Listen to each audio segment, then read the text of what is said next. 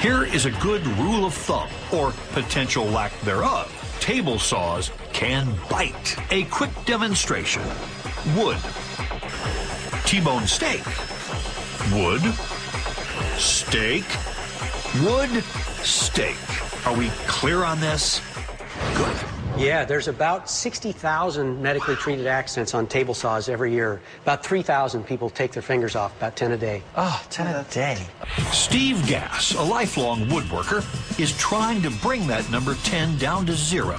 He has developed a system that stops the blade of a saw if it comes in contact with your finger.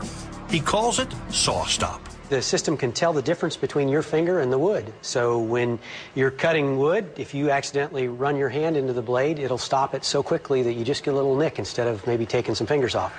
The blade has a sensor that detects electrical conductivity. A piece of wood is not very conductive, so the saw goes right through it. A salty, wet finger is conductive.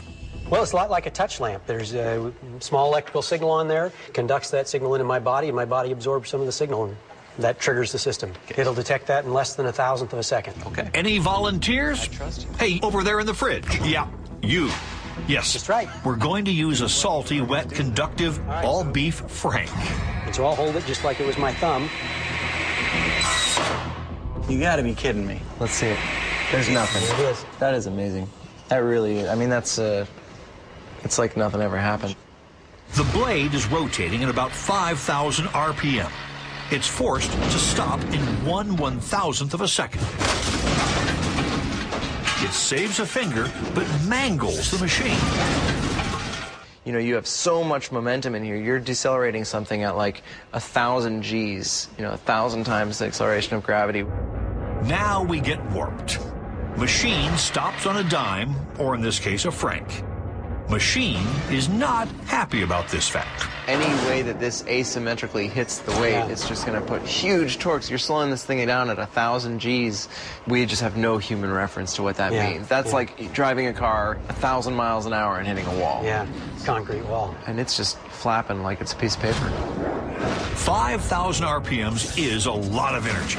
The energy has to go somewhere when it stops, so it's transferred to the saw stop module, which acts like the crumple zone in a car. The module and saw blade are now officially trashed. But hey, at a cost of about $60, better to pay that than with a finger.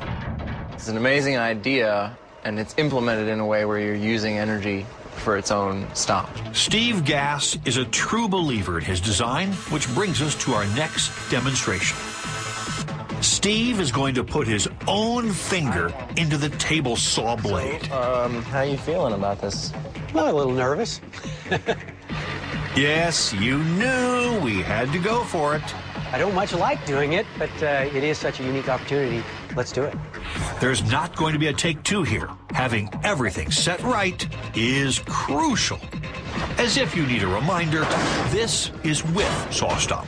This is without. Without. That mask Steve is about to put on isn't a protection from spurting blood. It's to protect his eyes from the bright lights needed by our high-speed cameras. Yeah, you want to try putting your finger in there and just tell us how But it you feels? are never going to try this at home, right? Yep. Right? Finally.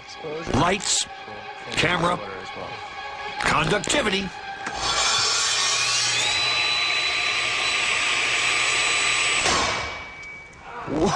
You all right? Yep. There's no blood. There's nothing. Nope. Didn't hurt. This is a man who has faith in his creation.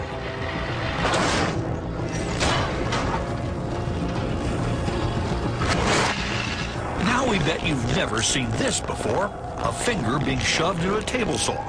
At least, we hope you aren't one of those unlucky 10. We know the machine stopped, and we know nobody got hurt, but we gotta say it. Ouch! It felt a little like a, I don't know, a buzz or a tickle almost. You're talking about your finger in a table saw, and you're talking about a buzz and a tickle.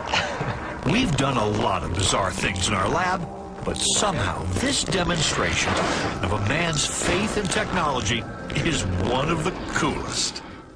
That was unbelievable thing to do, and you've proven your point.